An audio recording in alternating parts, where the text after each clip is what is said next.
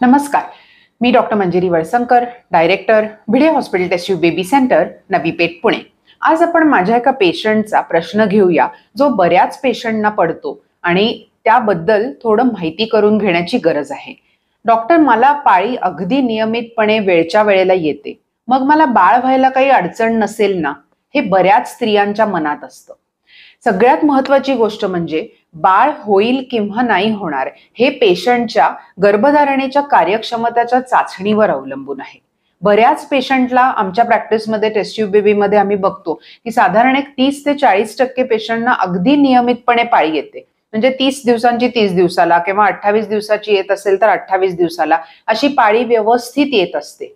पण जेव्हा आम्ही त्यांच्या गर्भधारणेच्या कार्यक्षमतेच्या चाचण्या करतो किंवा सोनोग्राफी करतो तेव्हा बऱ्याच पेशंटमध्ये लक्षात येतं की स्त्री बीजांचं प्रमाण हे अत्यंत कमी आहे. म्हणजे पेशंटला लो ओव्हेरियन रिझर्व किंवा कार्यक्षमता फारच ढासळलेली आहे, पण पाळी अगदी व्यवस्थिशीर येते. तर पाळी येणारे जे हॉर्मोन असतात ते सगळ्या स्त्रियांमध्ये गडबडत नाहीत. पीसीओडी किंवा पीसीओएस असेल तर पाळीची अडचण आणि मूल होत नाही असं सुद्धा असू शकतं.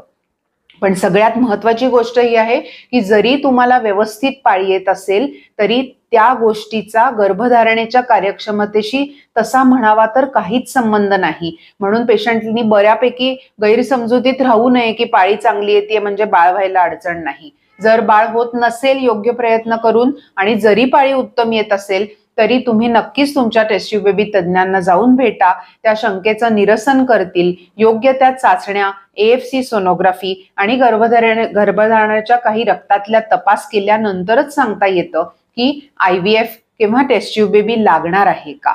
त्यामुळे नियमित पाळी येणं हे जरी उत्तम असेल शरीरासाठी तरी बाळ होण्यासाठी ते गरजेचंच आहे असं मुळीच नाही. धन्यवाद.